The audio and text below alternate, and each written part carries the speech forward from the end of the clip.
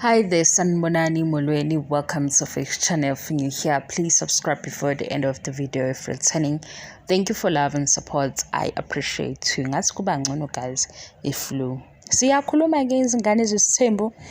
Masikhumbula kahle ku season 1 uphele uMayeni ephethe uSingabakho.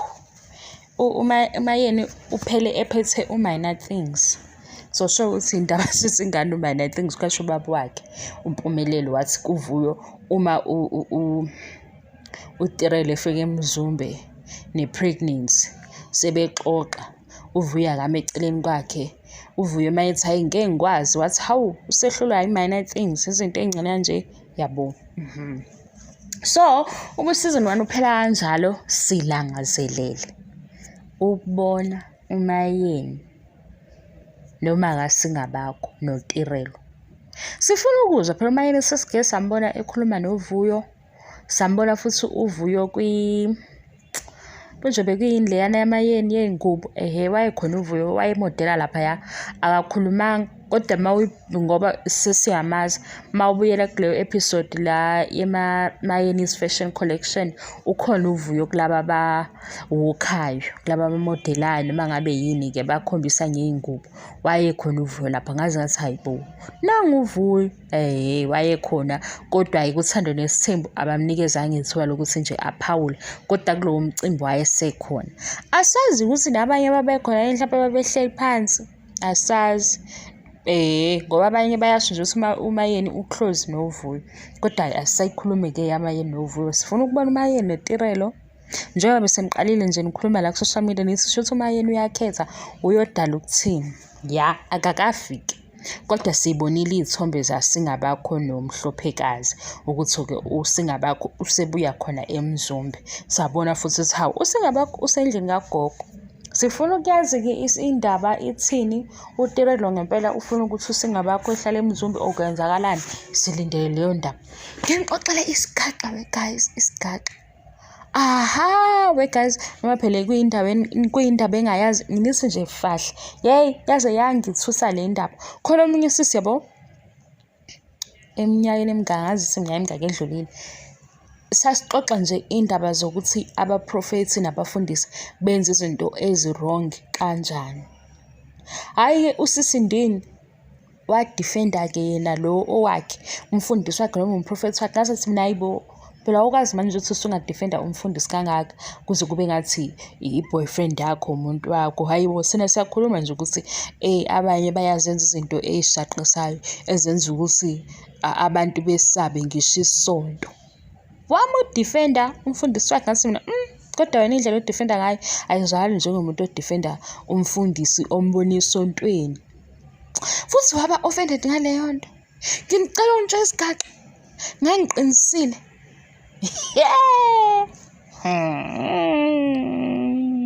yenina labafundisi laba yazi nganeyindaba labafundisi laba yazi bayakwazi ukuduma umqondo ngeke uzusho ukuthi umuntu ufundile unjani laba angazi uma imithandazo yabo yini noma abantu basuke bebe nokuthi uzoziletha izibusiso phela lo baba ushadile. Ngisanda kuthola nje ukuthi hayibo ngithi mina ikho ngalela langa nje sezisaqabana ngempela ngathi mina awu kahle umfundisi omgcina ngesonto angeke umthethelele. Angisho ukuthi nayo uyazenza lezi zinto ezibala ukuthi zenziwa abafundisi kodwa nje akuselula ukuthemba umfundisi nomprofeti. Wama usisi wathi kodwa owami hayibo ngabe umuntu omangele mina ngathi hayi ngeke yabo umuntu omdefenda kanje uhusband wakho wazi ukuthi uhlala naye ekhaya uyambona ukuthi ebusuku ubelelela endlini ekseni uyazi ukuthi uyemsebenzi umfundisi. Angisho ukuthi ngigxeka igama labafundisi wadinwa usisi ey'nsukwini nje ngithola ukuthi hayibo indaba yakhe and manje guys yazi yangishisa le ndaba yikho nje sengiyixoxela nina ukuthi ngiyayikhumbula ngalelanga ngibuka emdefenda ngithi mina ayibo kahle ungaphoxeka kodwa angisho ukuthi uyazenza umfundisi wakhe izinto ezinjalo kodwa nje sekuwumoya okhona phakathi kwabafundisi wama ngenyawo waphika wathi nje hayi owakhe umfundisi kuney'nsuku ey'mbili ey'ntathu ngizwa kuthiwa hawu i-boyfriend yakhe nje. Ngithi hayibo. Kodwa ngiyasho yazi wayi-brainwash intombazane umfundisi. Hey, ngisho ukuthi umuntu lo washintsha nje, ushintshwe yini? Yazi ngesinye isikhathi ukuya esontweni kungaba yisibusiso, komunye kungabi yisibusiso ngoba ugcina nje usushintshwa umfundisi. Umfundisi usewulalela yena ukwenza i-side chick ngala kunoma mfundisi. Uyalithanda khona iso, hayibo, haze ngamangala. Ngimxoxa nje guys ngoba nginokumangala nokudumala. Khona-ke noma sengihleba phela nginokumangala nokudumala ngoba bengiyobe ngiy'buza kodwa kwentombazane kwenzakalani? Like kwenzakalani? Shuthi nje Sunday ushaya uyobuka i-boyfriend yakhe eshadile. Yebo, hhayi ziyenzeka izinto, izigaxa. Hayibo.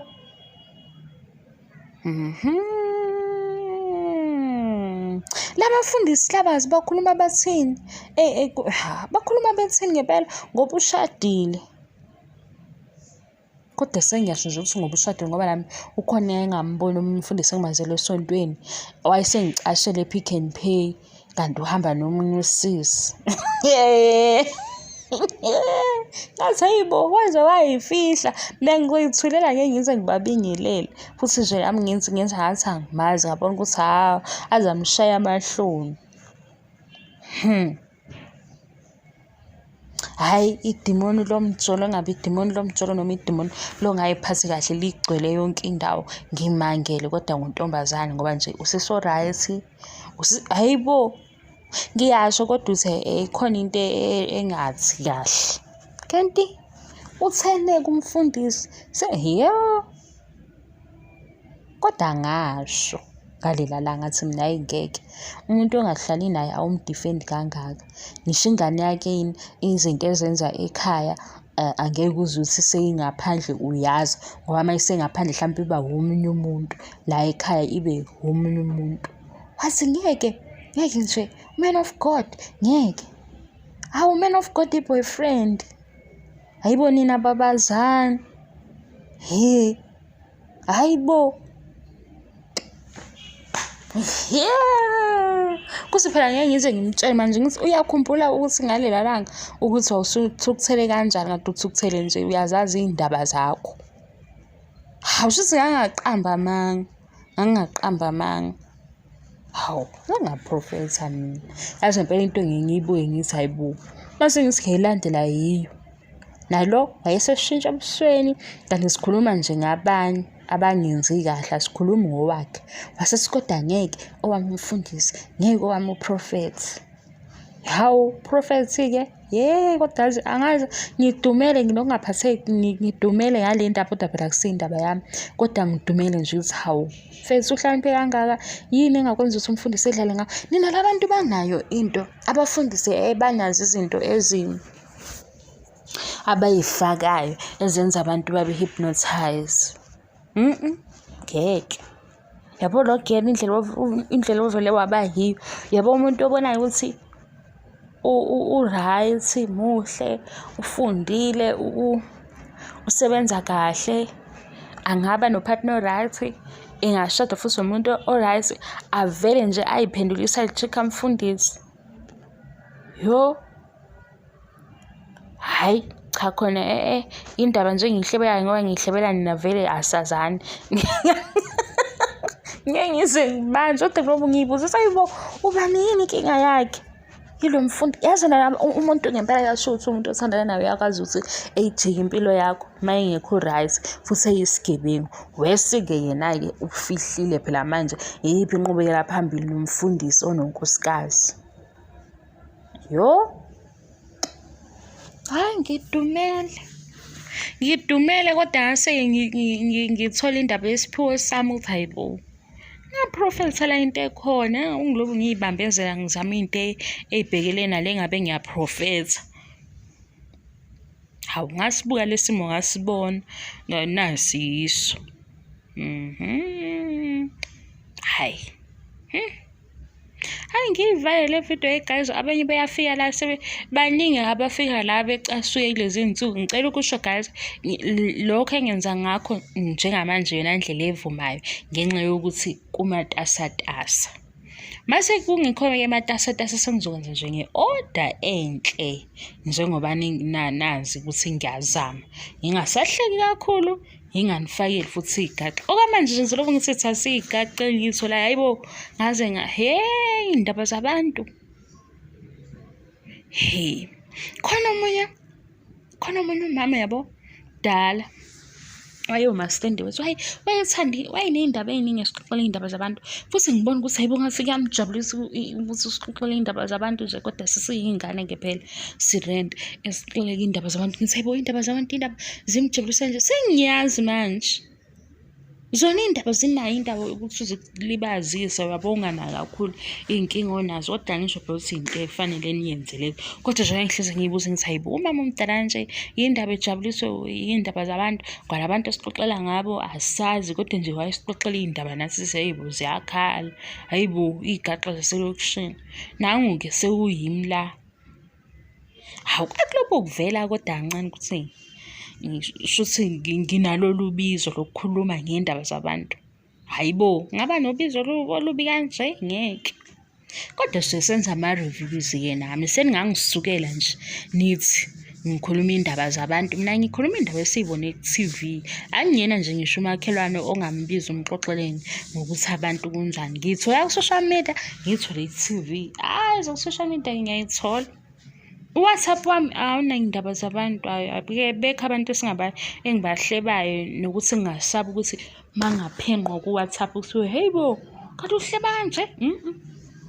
Baku-TV. Yikho nje ngibuye ngibe nokucasuka mase ngibona umuntu ethi yekani iy'ndaba zabantu. Ngithi hawu uMzansi Magic nje lo esingene ngawo sonke wase uhluka nami ngedwa wathi sengikhuluma iy'ndaba zabantu. Injani leyo nto? Ngoba ayisazwakali manje, into esiyibuke ku-TV usuyishintsha manje usuyenza wena ibe yinto e-private kodwa ilapha ku-TV. Kanjani yabo? Ngisuke sengijika lapho-ke umoya wami usushintshe-ke umuthi hawu kahle bu, ngoba yonke lento siyilanda khona kumabonakude. Ayikwazi ukuthi ibe kumabonakude mase ufuna ukuthi abantu bonke beyibuke ngeso elifanayo. Cha, awukwazi. Guys, khona nento engiyiphuphile angayazi ukuthi ngiphupheni.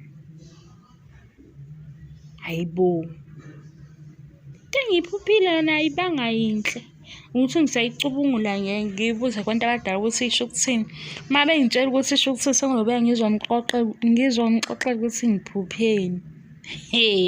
Bakwethu, hhayi.